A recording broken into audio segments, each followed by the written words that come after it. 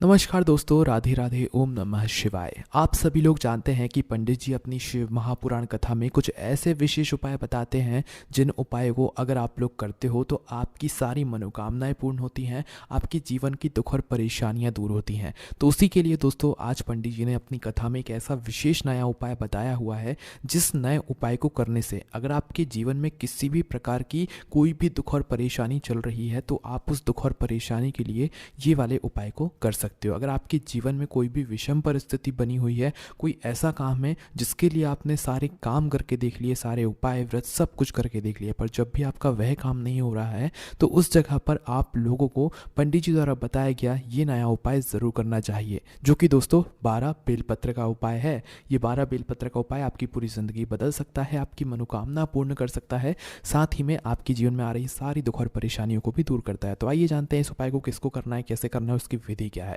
तो देखिए ये वाला जो उपाय है ये घर के बड़े सदस्यों में से किसी एक सदस्य को करना है, विशेष रूप से जो घर की बड़ी माताएं बहनें होती हैं उन माताओं बहनों में से कोई भी एक माता बहन ये वाला उपाय कर सकती है और उपाय को करने का फल ले सकती है। ठीक है, तो अब करना क्या है, आपने जो है उपाय का फल मतलब उपाय का अगर आप लोग फल लेना चाहते हैं तो विशेष रूप से घर की बड़ी माताएं बहनें ही उपाय करें तो वो ज़्यादा बेहतर रहेगा।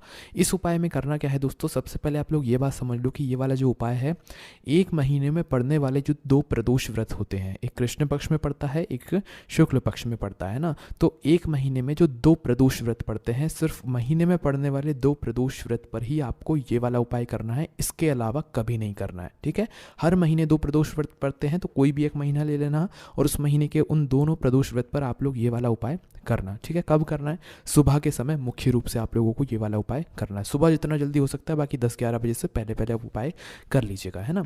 किस दिन, प्रदोष व्रत जिस दिन पड़े उस दिन, है ना, जो भगवान शिव जी का सबसे प्रिय दिन होता है। अब देखो इस उपाय में करना क्या है, सिर्फ 12 बेलपत्र की यहाँ पर आपको आवश्यकता पड़ने वाली है। जो 12 बेलपत्र आपको खुद से लेकर आनी पड़ेगी, कहीं से आपको किसी से नहीं लेनी है ना, खुद से खरीद लाओ या तो किसी वृक्ष से तोड़ कर लेकर आओ। कितनी बेलपत्र, 12 बेलपत्र, 12, है ना। तो 12 बेलपत्र आपको लेकर आनी है। अब 12 बेलपत्र जब आप लोग लेकर आओगे तो 12 बेलपत्र में से 4-4 बेलपत्र आप एक अलग अलग जगह पर रख लो, है ना, एक के ऊपर एक करके, मतलब एक साथ रख लो, है ना।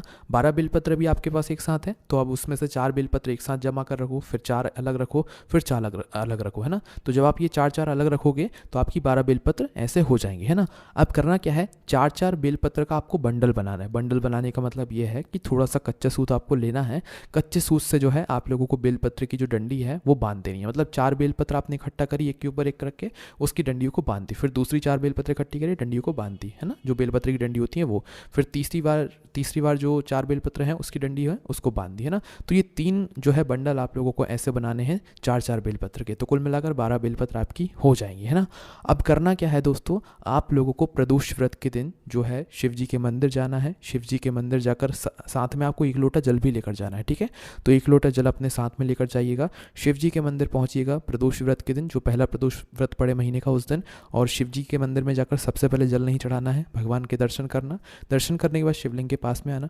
शिवलिंग के पास में आने के बाद अब आप लोगों को करना क्या है कि जो आप लोग जो है 12 बेलपत्र के 3 बंडल बनाकर लेकर आए हुए हो 4-4 बेलपत्र के, तो वह जो बंडल है बेलपत्र के वह आपको माता अशोक सुंदर जी वाले स्थान पर समर्पित करना है। कहाँ पर, माता अशोक सुंदर जी वाले स्थान पर, एक एक कर, है ना। तो जब आप इन बेलपत्र के बंडल को समर्पित करो तो बेलपत्र की जो पत्ती का मुख होगा, वो बीच वाली बड़ी पत्ती का मुख वो शिवलिंग की तरफ और डंडी का मुख जलाधारी की तरफ, जहाँ से जल बहता है नीचे करता है ना।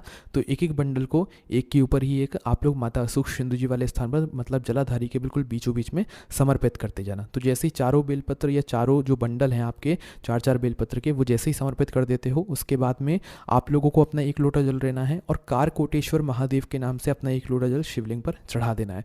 जब आप लोग बेलपत्र चढ़ा रहे हो तो उस समय भी आप कारकोटेश्वर महादेव के नाम का मन ही मन आप लोग स्मरण जरूर कीजिएगा, ये जरूरी है। ठीक है, कारकोटेश्वर महादेव जी का नाम लेते हुए ही आपको बेलपत्र चढ़ानी है माता सुखसिंधु जी वाले स्थान पर, उसके बाद 1 लोटा जल शिवलिंग पर चढ़ा देना। उसके बाद भगवान से जो भी आपकी मनोकामना है वो बोल देना है। अगर किसी कारणवश आपको थोड़ी जल्दबाजी हो और आप एकदम से ना कर पाओ और आपने एकदम से उपाय सुना हो तो उस जगह पर आप चाहो तो बंडल ना बनाकर 12 बेलपत्र एक साथ भी शिव मतलब माता सुखसिंधु जी वाले स्थान पर चढ़ाकर कारकोटेश्वर महादेव के नाम से 1 लोटा जल शिवलिंग पर चढ़ा सकते हो। पर मुख्य रूप से पंडित जी ने बताया है कि 4-4 बेलपत्र का बंडल बनाकर माता अशुभ वाले स्थान पर आपको चढ़ानी है, फिर 1 लोटा जल कारकोटेश्वर महादेव के नाम से शिवलिंग पर चढ़ाना है और अपनी मनोकामना जो भी है वो बोल देना है। तो ये बिल्कुल नया उपाय है, आप ज़रूर करके देखिएगा। आपकी कोई भी विषम परिस्थिति हो, कोई भी मनोकामना हो, कोई भी दुख और परेशानी हो, ज़रूर दूर हो जाएगी। कोई भी समस्या आती उपाय करने में आप उनसे कमेंट करके पूछ सकते हैं। ओम नमः शिवाय, जय भोले बाबा, श्री शिवाय, नमस्तुभ्यम।